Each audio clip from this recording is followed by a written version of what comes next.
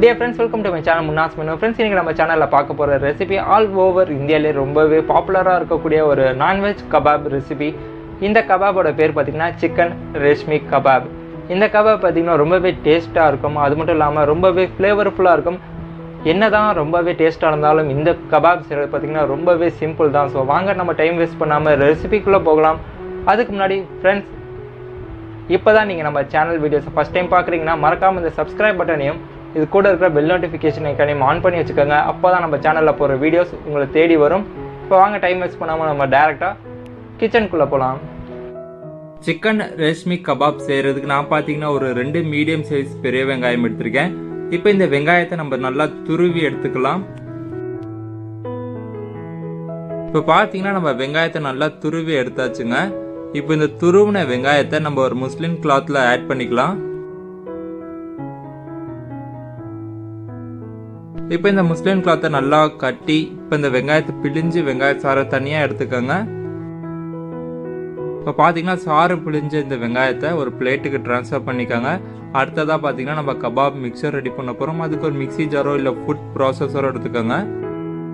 இப்போ இந்த மிக்சி ஜாரில் பார்த்தீங்கன்னா ஒரு 1/2 கிலோ அளவுக்கு போன்லெஸ் சிக்கன் ஆட் பண்ணியிருக்கேன். அடுத்ததாக நம்ம துருவி வச்சிருக்கிற வெங்காயத்தை இந்த சிக்கன் கூட ஆட் பண்ணிக்கலாம்.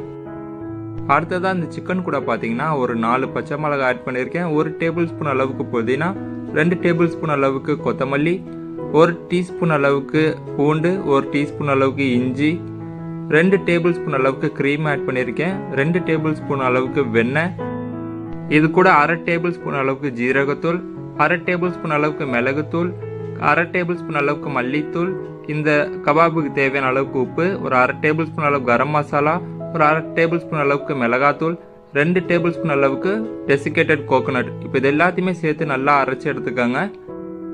இப்போ மிக்சரில் அரைச்ச இந்த கபாப் மிக்சரை ஒரு பவுலுக்கு ட்ரான்ஸ்ஃபர் பண்ணிவிட்டு உங்கள்கிட்ட கபாப் குச்சி இருந்தால் அதை யூஸ் பண்ணிக்கோங்க. இப்போ கபாப் பிடிக்க தேவையான அளவுக்கு மிக்சர் எடுத்து கபாப் மாதிரி ஷேப் பண்ணி எடுத்துக்கோங்க.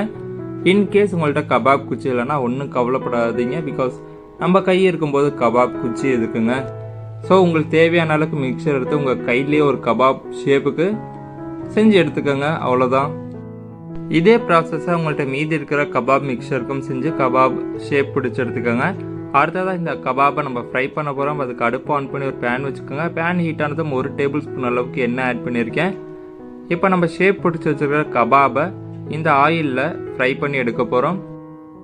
இந்த கபாபுக்கு மேலே ஆயிலை பார்த்தீங்கன்னா எல்லா சைடுமே கிரீஸ் பண்ணிக்கோங்க. அது மட்டும் இல்லைங்க, இந்த கபாபை ஃப்ரை பண்ணும்போது பார்த்தீங்கன்னா அடுப்போட ஃப்ளேமை மீடியமுக்கு மாற்றிக்கோங்க. மீடியமுக்கு மாற்றிட்டு இந்த கபாபை எல்லா சைடுமே கோல்டன் ப்ரௌன் ஆகுற வரைக்கும் மீடியம் ஃப்ளேம்லேயே ஃப்ரை பண்ணி எடுத்துக்கோங்க. கபாபை நீங்கள் ஃப்ரை பண்ணும்போது ஹை ஃப்ளேமில் வச்சு ஃப்ரை பண்ண வேண்டாம். அப்படி பண்ணிங்கன்னா இந்த கபாப் பார்த்தீங்கன்னா சீக்கிரமே கரிகிறோம். அது மட்டும் இல்லாமல் உள்ளே இருக்கிற சிக்கனும் பார்த்தீங்கன்னா வேகாது. இப்போ பார்த்தீங்கன்னா நம்ம கபாப் எல்லா சைடுமே கோல்டன் ப்ரௌன் ஆகிடுச்சு. இப்போ இந்த கபாபை நம்ம பேன்லேருந்து வெளியில் எடுத்துடலாம். அவ்வளோதான் ஃப்ரெண்ட்ஸ். இதே மாதிரி உங்கள்கிட்ட மீதி இருக்கிற கபாபையும் மீடியம் ஃப்ளேமில் ஃப்ரை பண்ணி எடுத்துக்கோங்க. ரொம்பவே சிம்பிளான டேஸ்டான ஏகப்பட்ட ஃப்ளேவர்ஸ் அடங்கிய சிக்கன் ரேஷ்மி கபாப் ரெசிபி உங்களுக்காக இதோ. ஃப்ரெண்ட்ஸ், ஐ ஹோப் உங்களுக்கு இந்த சிக்கன் ரேஷ்மி கபாப் ரெசிபி பிடிச்சிருக்குன்னு சொல்லி நம்புறேன். ஸோ மறக்காமல் இந்த ரெசிபிக்கு ஒரு லைக்கை ப்ரெஸ் பண்ணிவிட்டு தயங்காமல் இந்த ரெசிபியை உங்கள் ஃப்ரெண்ட்ஸ் அண்ட் ஃபேமிலி கூட ஷேர் பண்ணிக்கோங்க. இந்த ரெசிபியை உங்கள் வீட்டு கிச்சனில் ட்ரை பண்ணி பார்த்துட்டு உங்களோட ஃபீட்பேக்கை என்னோட ஷேர் பண்ணுங்கள்.